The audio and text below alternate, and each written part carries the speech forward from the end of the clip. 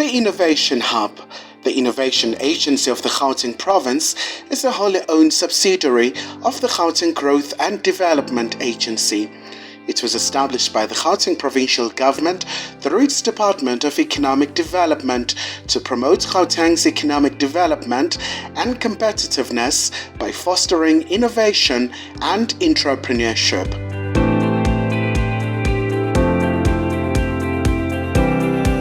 So we are saving the environment, and that's without even an undeniable point. E-Waste Africa is now just over 11 years old. Electronic waste is hazardous, and a lot of people don't know that it is banned from landfill in South Africa particularly.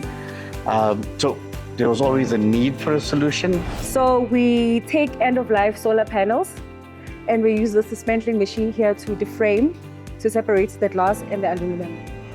This machine is called a wet separator. This is where we separate all our products that we got out of that machine.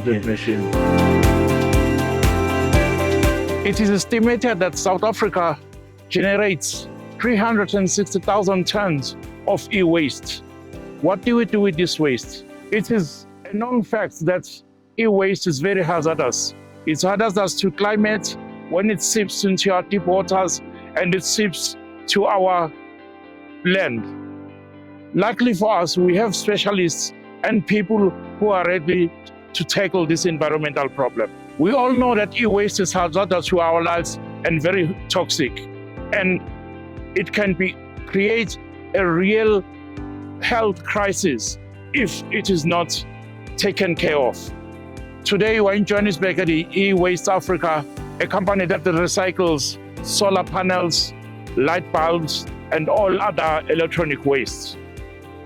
Join me today when we have a discussion with the CEO of the E-Waste Africa, when we see a story where one man's trash becomes another man's treasure.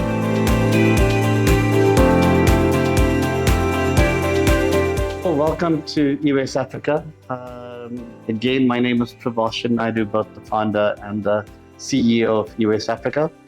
A bit of my background, so I am an electromechanical engineer by training.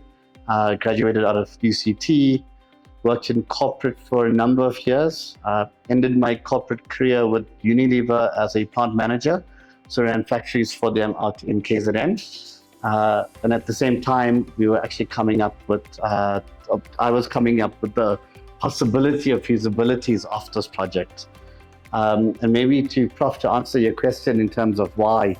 So when I was at Unilever, the global CEO, Paul Polman at the time, had tasked the entire globe factories to get to zero waste to landfill. And I mean, that was 15 years ago. So his vision, there's a reason he was the global CEO of Unilever. And that impact actually made a huge impact in me realizing that there were not a lot of solutions, especially around electronic waste. To be honest, when I was a plant manager, I didn't even know what happened to our light bulbs. I didn't know where they went. So you'd see it in the back of the waste yard, and that was about it. Together with that, and I mean, without going into too much detail in the process that had to happen, but I did personally have to retrench over 200 people in terms of optimizing a factory. And I mean, that never sat down well with me. You did it because you thought it was the right thing. You know it's the right thing in order to sustain a business in the country. But without SMMEs, we were not going to fix job creation. Welcome to our Joburg facility. Just at a high level, we were Africa's first lighting recycler. We are able to beneficiate, and I think that's quite, we're able to beneficiate up to 99% of the byproducts. So while there was no solution for lighting recycling in Africa, when we commissioned the first facility, we brought in tech from the UK, but that was just to extract things like the glass. Depollute is very important, so you can't just recycle a light bulb. There's mercury, there's other, I mean, even in LEDs, there's hazardous stuff in the chips, in the process, or in the material used for the manufacturing of those LEDs. So what we do in our facilities is we depollute first. So for example, from a lighting perspective, we extract mercury into the internationally recognized way of doing it. So we use impregnated activated carbon, and the mercury vapor is actually sucked into huge filter stacks that trap the mercury in it. We also are building a chemical plant right now, which we're hoping to go live within a few months, that will be able to extract some of the rare earth metals. So I shared with you earlier that not all waste is made equal. And it's important to understand that from an electronic waste perspective, not all electronic waste has value. And what I mean by this is that a person, a reclaimer, can sit with this laptop, open it up, get to the PCB, sell that PCB and make some money. But what happens to the plastic? What happens to the other components? So being a compliant and a legally compliant recycler, and actually just being environmentally ethical, which are two of our very big value propositions. So from where we started to where we are now, I mean, one staff member working 1 day a week, two, we've broken the 50 staff member marker at this stage. But it's important that you look at all of the byproducts in electronic waste.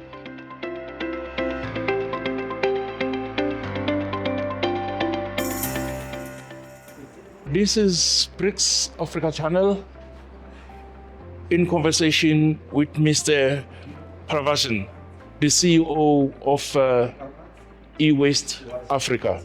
Good afternoon. Thank you. Thank you so much, Prof, and thank you for having me. You're welcome. Just tell us a little bit about the E-Waste Africa. When was E-Waste Africa established and why there is a need to handle e-waste compared to other countries of waste in our country? Yep. Thanks, Prof. And maybe just to go a bit more into the background and the history. So E-Waste Africa is now just over 11 years old. And to answer that question, it goes into a lot more history, but electronic waste is hazardous. And a lot of people don't know that it is banned from landfill in South Africa particularly. So there was always a need for a solution. And at the time when the business was opened back in 2014, I officially opened, and we had our opening ceremony in Pietermaritzburg, August 2014. That was specifically to recycle lighting waste. And maybe to answer that question in a bit more detail, lighting waste contains mercury, highly hazardous. Without a proper recycling solution for depolluting it and being able to reuse the byproducts, there just wasn't a solution in Africa. So that was why it started off initially. But yeah, we call ourselves E-Waste Africa because our vision is electronic waste in the entire of Africa. Going throughout the continent. So you might regard yourself, or you may rightly so regard yourself as a pioneer in this industry. Now, you were the first company in Africa to receive the hazardous waste management license for the light and pipe recycling facility. Tell us about your journey in the recycling of lighting and waste electronic waste. Yeah, so there's one thing about doing recycling, and there's another thing about doing it in a legally compliant manner. And Prof, thank you for bringing up the license, because I mean, that's what differentiated us. So we did a full environmental impact assessment before we even started recycling a single light bulb. That EIA process took over a year and maybe another 6 months before we went live in 2014. So, I mean, the groundwork for the business started early 2013, even as far back as 2012. While still working, I was working a lot on this. But that license, I mean, we were one of the first to get an HH license. Back then it was known as a high hazardous license.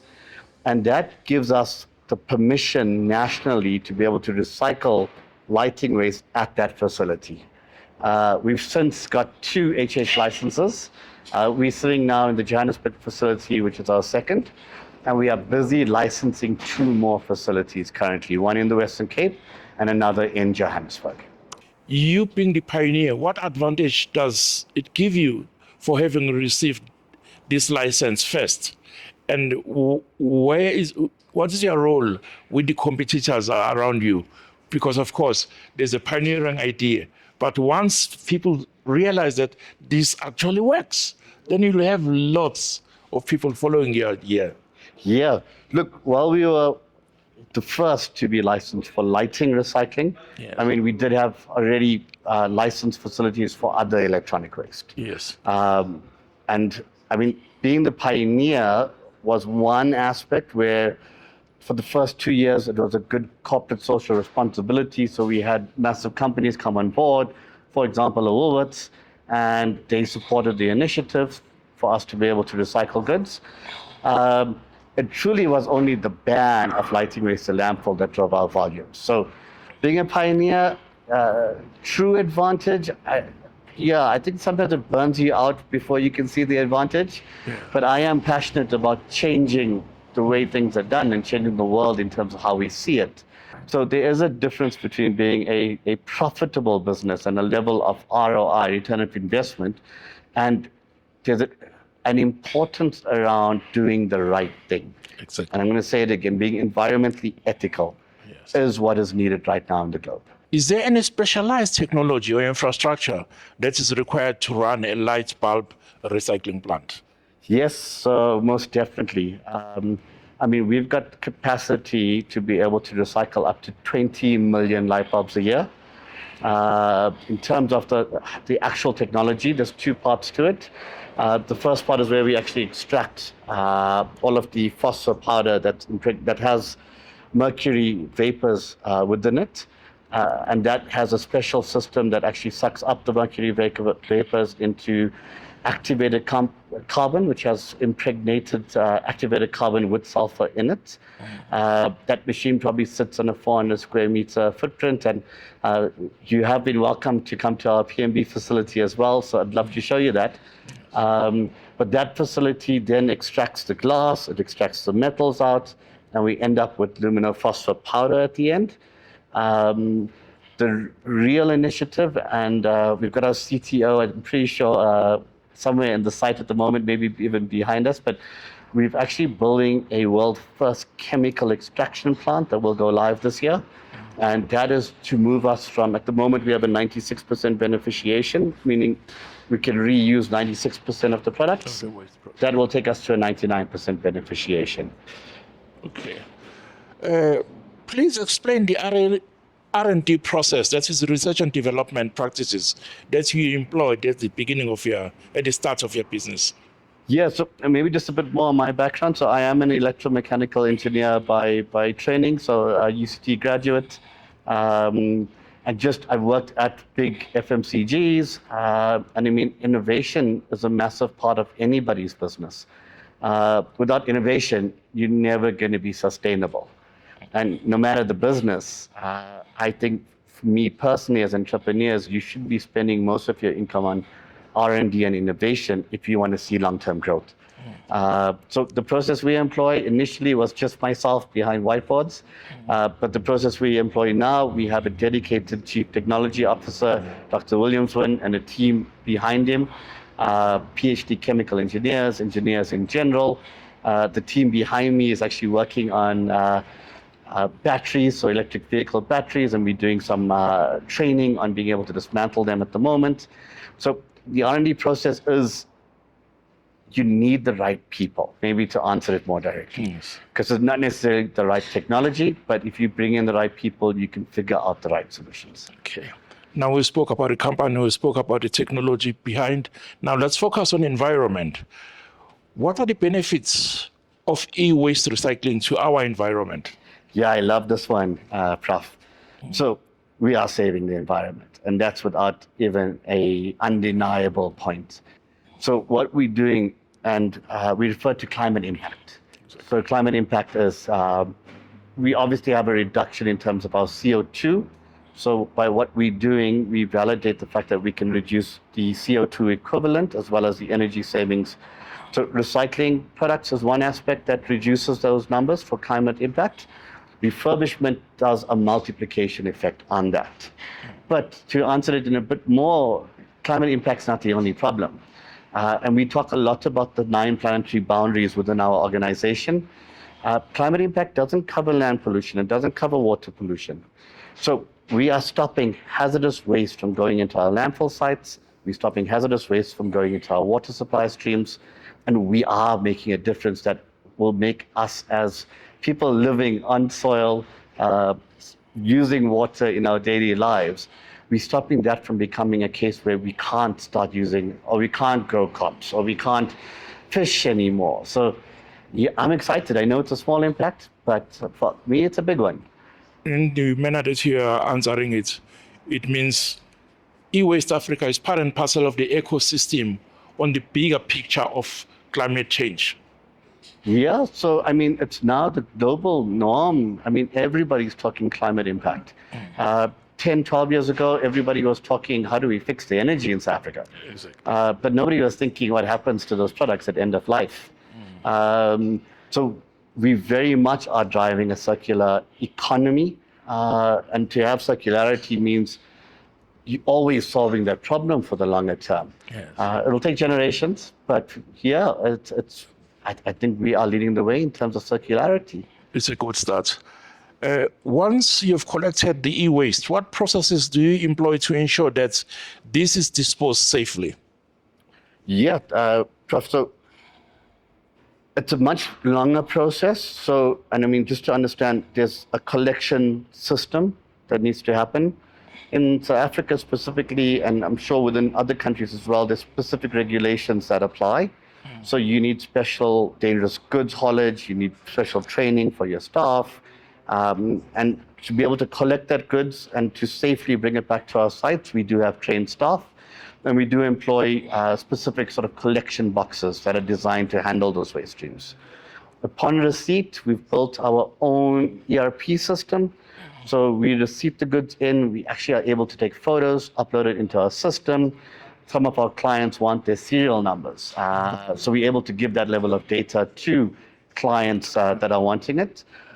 Once it's received into our process, it's separated and it goes into our recycling processes. And yeah, I'm looking forward to showing you some of that later on.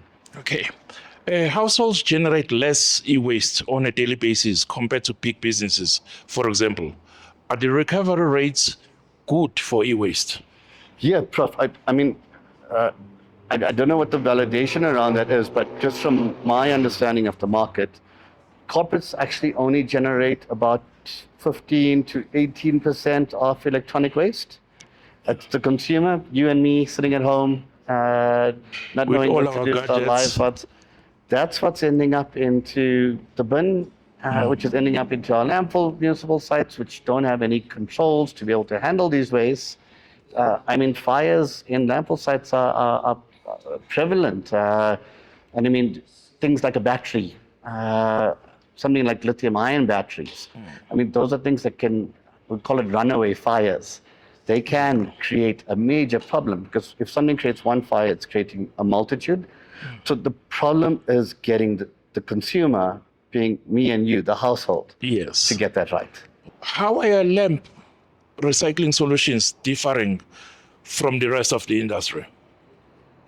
Yep. Prof, thanks. And I think all of our solutions follow this, whether it's lighting, solar panels. We got a beautiful table next to us right here made from pavers. And look, these pavers use just under 50% of recycled material go into this. And excitingly, that 50% of materials coming from glass, from solar panels, from lighting waste, from electronic waste. We have a special formulation that goes into the product. So what differentiates us is that we genuinely believe in zero waste to landfill, zero hazardous waste to landfill, and we are striving and spending a lot of money in R&D to get there. We have to get to zero waste to landfill. So what you mean is that these pavings are the end products of extracted from the e-waste? Yep. So this is one of them. I Yes. mean, we do every type of electronic waste now, Yes. including a bit of repurposing and refurbishment. But you are spot on. Believe it or not, those pavers come from recycled solar panels and lighting. To digress a bit, you've taken waste into a fully fledged product. This product has got its own industry. What is your entry level into that industry? Yeah, look, I mean, the business, and I've learned along the way that as an entrepreneur, sometimes you want to jump around and you focus on a lot of different things, and you need to be core to what you're passionate about and core to what you know you're going to make a difference on. So while we entered this market, the commercialization around it took a bit of time because you have to compete within established markets. What differentiates this and where we're coming in from a value proposition, because it is a completely new market, is that we have something called Green Tag certification. So through the Green Building Council and through international recognition. To be part and parcel of the Innovation Hub, what attracted the Innovation Hub for you to be included in these incubation programs and projects that are ongoing? Yeah, so you're going to love this one, Prof. When I first approached the Innovation Hub, I was actually turned away. And the reason was I wasn't based in Gauteng. And I mean, that's one of their requirements. They are funded by the Gauteng government. Exactly. So what did I do? We opened a site in Gauteng. Applied again. Every failure, every time we've applied for something and it hasn't come through, we've vetted the way we do it and the requirements. We need to actually tick the boxes and apply again. When we open our first site, smaller than 50 square meters, that's smaller than most people's garages. It was a tiny site, but we then went back to the Innovation Hub and said, guys, we really need to expand this business into Gauteng. And the Innovation Hub bought in very quickly. We were a part of the green economy side of the Innovation Hub. We actually ended up winning the Gap Green competition back in 2016. And together with the winnings from that at the time, and together with the Innovation Hub support, I mean, probably total close to R1 million that was provided to us through different mechanisms. And that really helped us to get Gauteng running and collection vehicles going. And they paid for a bit of technology, so our R&D projects could actually be materialized, because R&D is hard. But that's sort of the way we got into the Innovation Hub initially.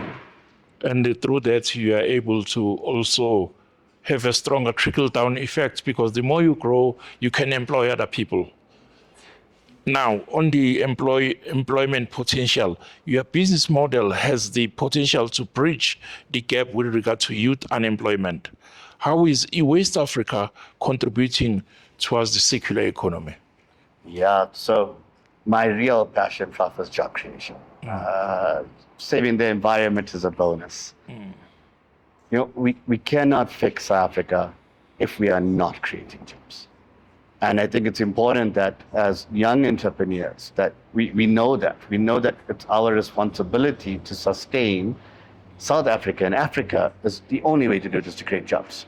Nobody is worried about where they throw a light bulb if you don't even have money to buy bread and milk. So job creation ultimately is the end result. And yeah, so I mean, we focus a lot on youth employment. We do a lot of internships within our organization. To give you an idea, one of our interns that was with us through the Innovation Hub 4 years ago, Makoma Kamape is now a regional manager in the Western Cape. Brilliant. I mean, she's an electrical engineer, postgrad in Gibbs, but without the relationship with the Innovation Hub, to your point, we would have not had her or met her. And yeah, we've broken the 50 job creation marker. Our target is 200 jobs by 2030, and we are well on track to hit that number. This is a beautiful and insightful conversation. Let me be a devil's advocate just for once. You've pointed out how important was CSI from bigger companies at the initial stage of your company. When will you reach the threshold of that CSI that we see now, West Africa being now the giver of that CSI in propelling forward the belief that we have in terms of giving employment, in terms of curing environment, and having impactful climate change? Yeah, Prof. So, I mean, we're doing it currently. And again, it's important that organizations come together. So what we're doing is we're trying to bring a lot of organizations together. I mean, just to share this here, and I mean, we haven't made it public yet, so it'll be the first time we're making it public. But we will be setting up an SME development facility. So it's not a training facility for people to learn how to manage e-waste. We want to create more entrepreneurs, because entrepreneurs will create more jobs. So a part of our development and strategic plan for this year is to set that up. When we move out of this facility, the training center will actually come into this facility. So we're expanding into a much bigger site, 4,000 square meters, about 5 kilometers away. But we will then start the process of trying to bring in SMMEs and find ways to incubate them using the Innovation Hub, using CSI. We need more people working in the science and the technology background and the environmental science background. So I would firstly encourage the youth. I mean, I know we just got the matric results the other day. Yes. I would really encourage people to start looking more at the engineering fields, looking more at the environmental science fields.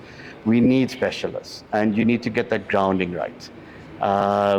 So firstly, let's increase the number of people we have available to us. But for the guys sitting in those environments, sometimes you sit in lectures or in training sessions or in courses and you get so bogged down on the text that you forget to look at the globe and the bigger picture. And I mean, I would challenge every entrepreneur out there to actually try and solve one problem. Like take a problem, a waste stream, and apply it back into your learnings, and maybe use that as a sort of a benchmark as you move on. So don't keep it textbook orientated, actually try some practicality, and I really advise that. For the entrepreneurs, just start. You're gonna crash, you're gonna burn, you're gonna cry. My only advice is start. If you don't start, you can never get 100% business plan accurately to make sure it's done perfectly. I'm not saying don't do your homework. I spent 2 years on the feasibility of this before I was brave enough to leave corporate. So my advice is jump in, start. Mr. Pravashan, CEO of eWaste Africa, thank you very much for those insightful words. And out there, you listen, students, STEM is more important. STEM is the key, but also do think outside the box. Thank you very much.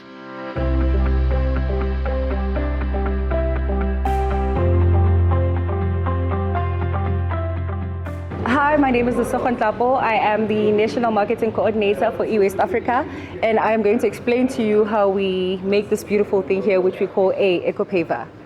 So we take end-of-life solar panels, and we use this dismantling machine here to deframe, to separate the glass and the aluminum. We take the glass that we have separated from the aluminum from the solar panel. We then have it transported to our KZN facility, where it is going to be shredded into sand-like consistency. Yes. We then take that glass, we mix it up with concrete to make this beautiful thing here. It is Green Tag certified, which means that it's verified, it's responsible, and it's compliant. Okay, hi, my name is Bobby. I'm the Customer Relationship Manager at eWaste Africa. Here we have got our dismantle tables. This is whereby we dismantle all our electronic waste. We do manual dismantling here. We have got the three bins here whereby we separate each item that we get out of our electronic waste. We get your aluminum, cables, copper, subgrade, things like that. Our machines here work on, we use the compressor in order to dismantle all our electronic waste. We have got 4 tables here. Each and every operator has got his own table. Every table has got its own tools, as you can see here. My name is Gifts. I'm doing this thing, I'm dismantling computer box. Let me show you.